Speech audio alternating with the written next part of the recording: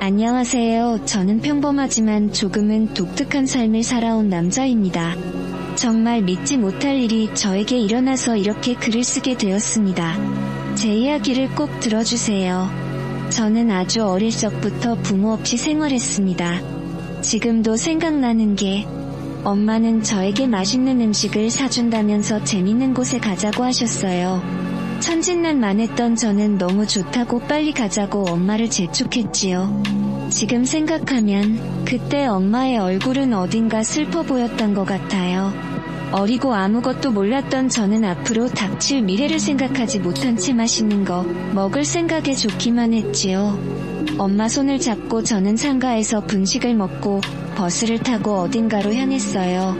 저는 엄마에게 엄마 우리 지금 어디 가는 거예요? 맛있는 거 먹고 재밌는 곳 간다고 한 거 아니에요.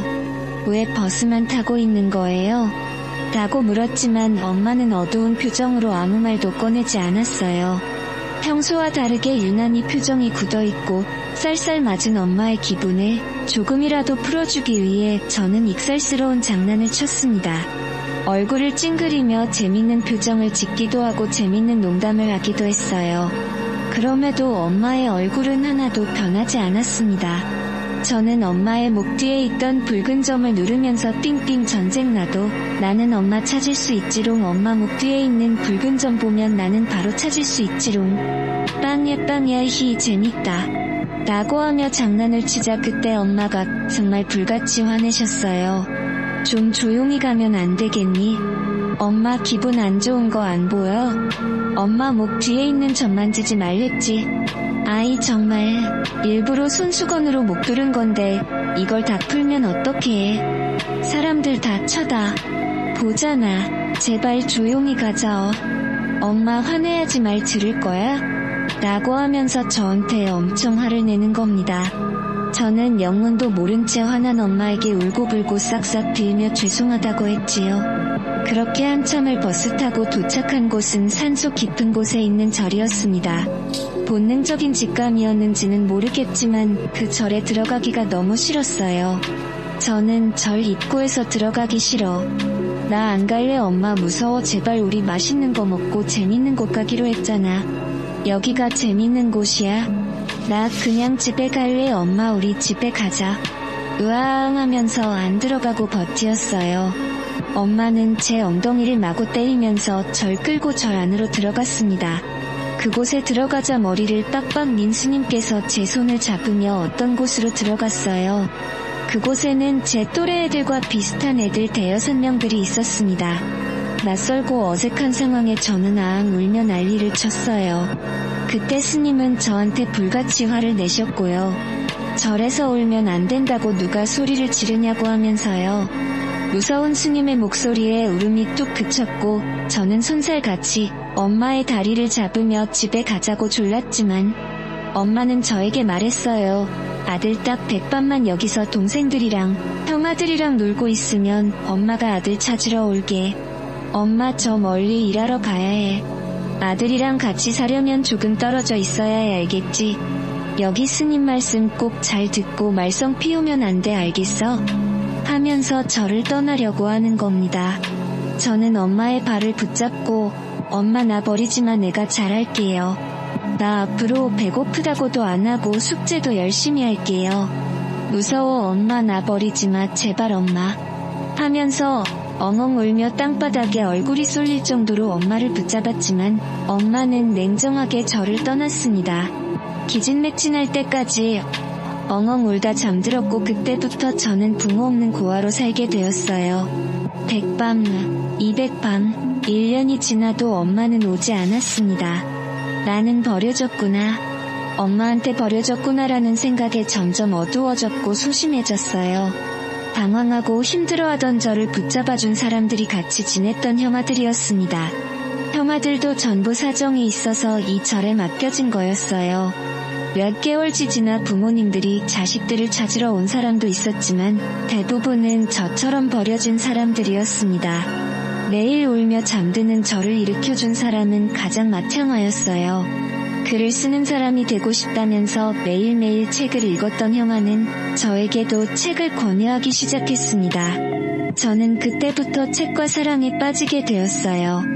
책을 읽을 때면 자연스럽게 현실의 고통을 잊고 책 내용 속에 빠져들게 되었고, 저의 유일한 탈출구였지요.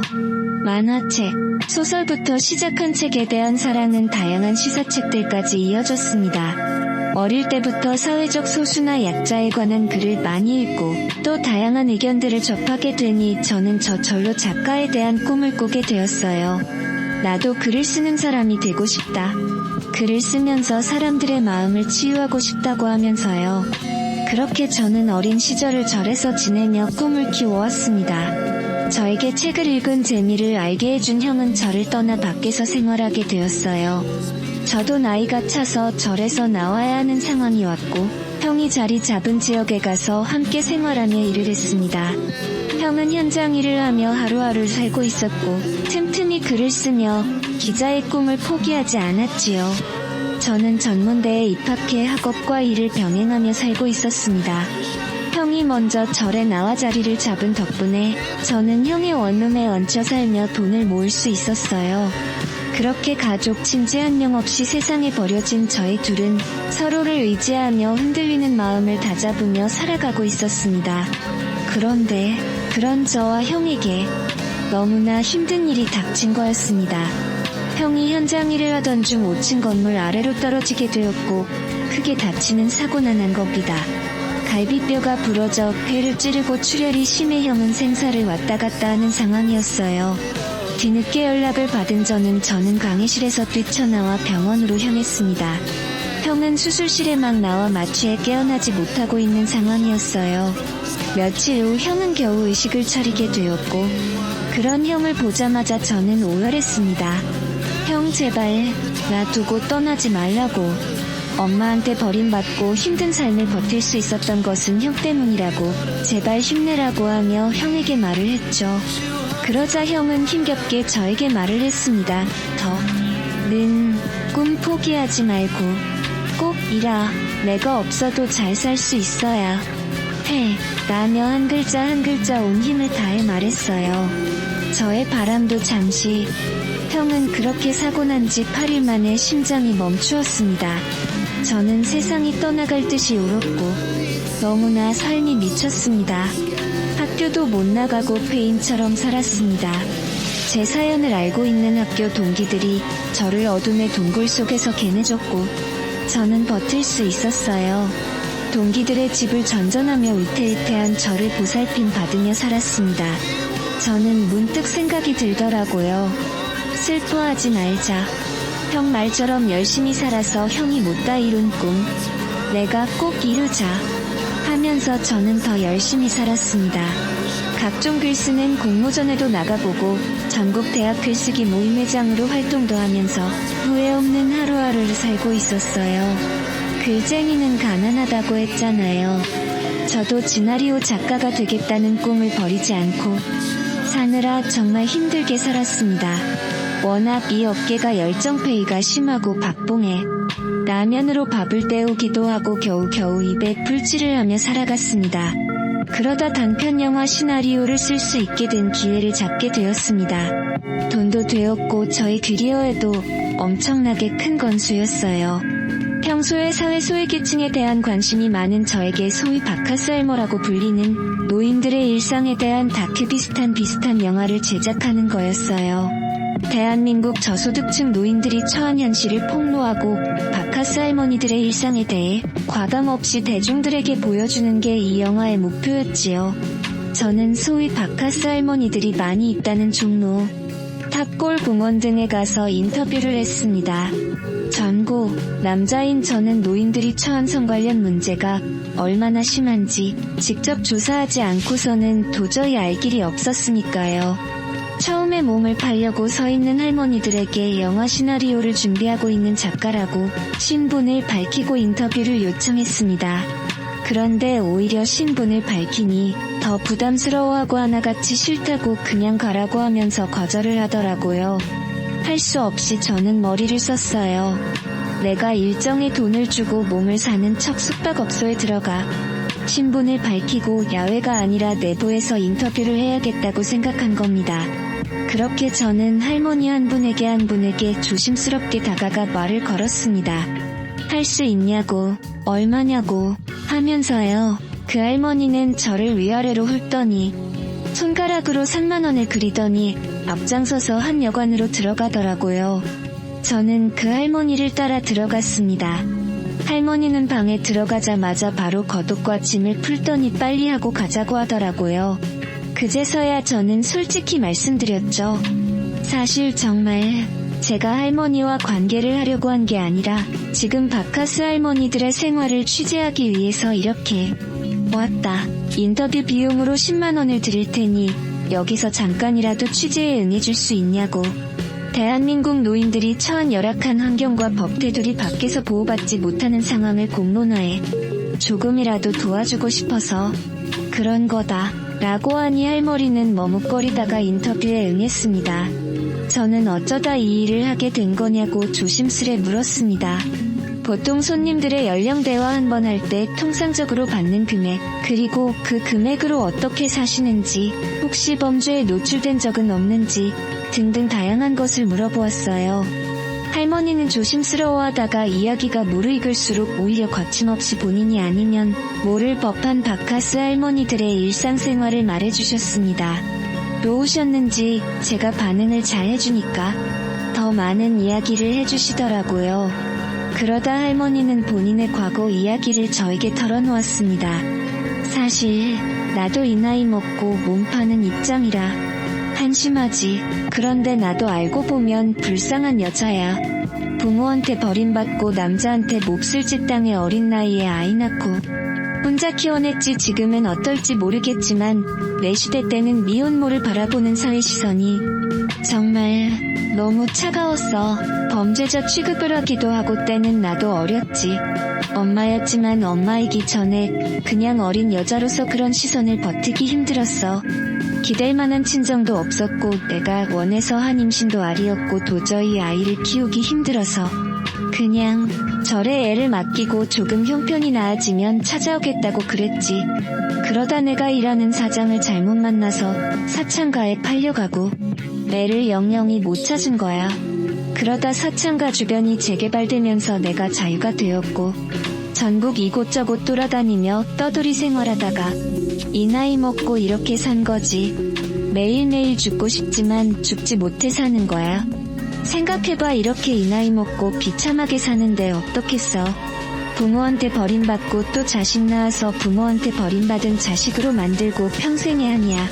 애를 찾지 못한 게 매일 밤 꿈에 나오고 참 미안하지.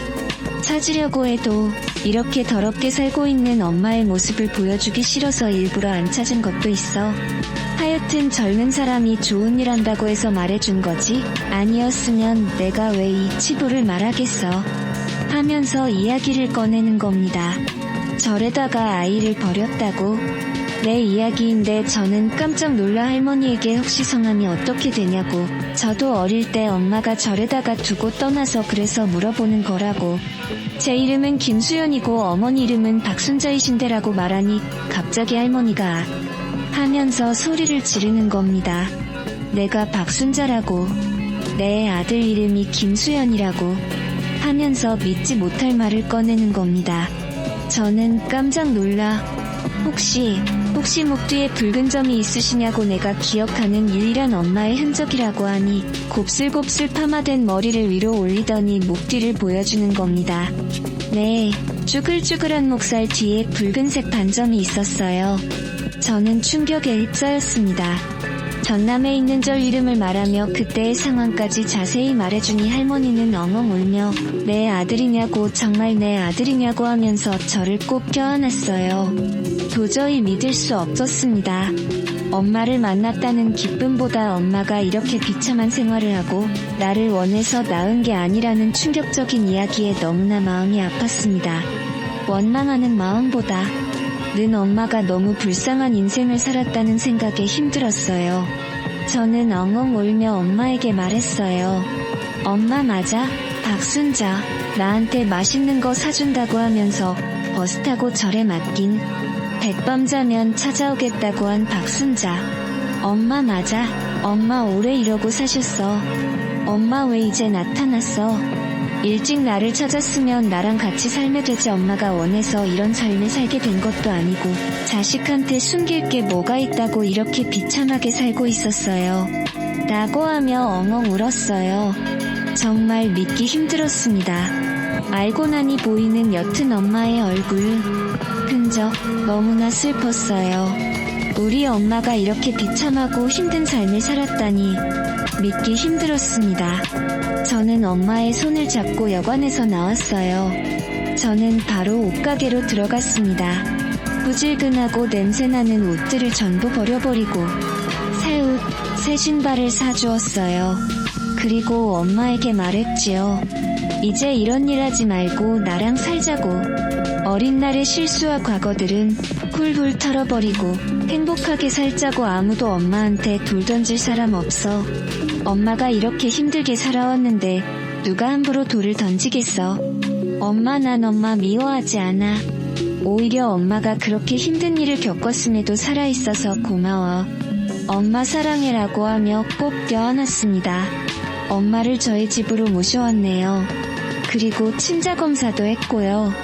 결과는 친자일치. 정말 유전자 검사에서 도 엄마와 저는 모자 관계가 맞았습니다. 바로 엄마를 모시고 건강검진을 했어요.